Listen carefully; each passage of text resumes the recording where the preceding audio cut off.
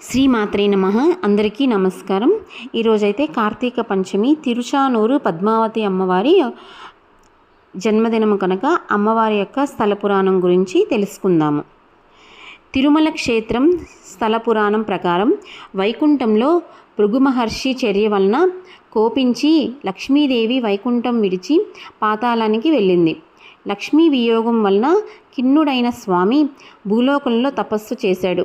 పాతాళంలో ఉన్న లక్ష్మీదేవి ప్రసన్నురాలై స్వర్ణముఖి నదీ తీరాన తిరుచానూరు పద్మ సరోవరంలో కార్తీక శుక్ల పంచమి నాడు బంగారు పువ్వులో ప్రత్యక్షమై కలువ పూదండలతో స్వామివారిని వరించింది.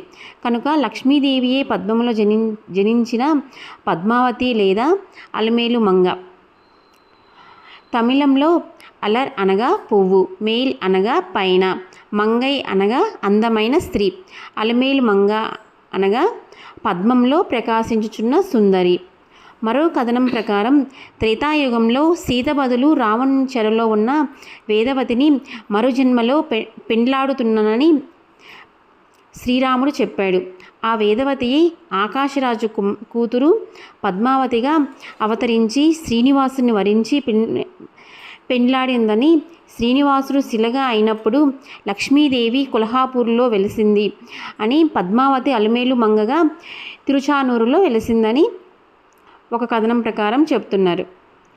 భూదేవియే గోదాదేవిగా అవతరించి శ్రీరంగనాథుని వరించింది. ఈమెని ఆండాల్ ఆముక్తమాల్యద దాల్చి ఇచ్చిన తల్లి, చుడికొడత నాచియార్ అని కూడా అంటారు. భూదేవి స్వరూపమే సత్యభామ అని కూడా పురాణ కథనం గమనించాలి.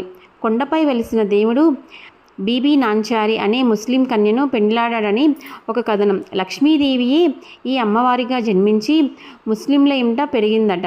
తమ ఆడపడుచుపై గౌరవంతో కొండలరాయుని దర్శించుకున్న ముస్లిం సోదరులను చూసి హైదర్ అలీ తిరుమల కొండపైన సంపద జోలికి పోలేదని అంటారు. శ్రీరంగంలోని శ్రీరంగనాథుని ఉత్సవ విగ్రహాన్ని ఢిల్లీ సుల్తాన్ తీసుకొని పోగా అతని కుమార్తె తుల్కు నాచియా రంగనాథుని మనోహర రూపానికి మనసునిచ్చిందని ఒక కథనం.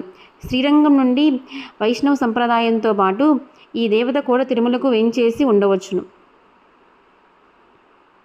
ఈ కథనాల సారంగాను, స్థల పురాణాల వల్లనూ, సాహిత్యంలో ప్రస్తావనలు బట్టి, అర్చనాది ఆచారాలను బట్టి లక్ష్మీదేవియే పద్మావతి లేదా అలమేలు మంగ అని, ఆమెయే తిరుమల కొండపై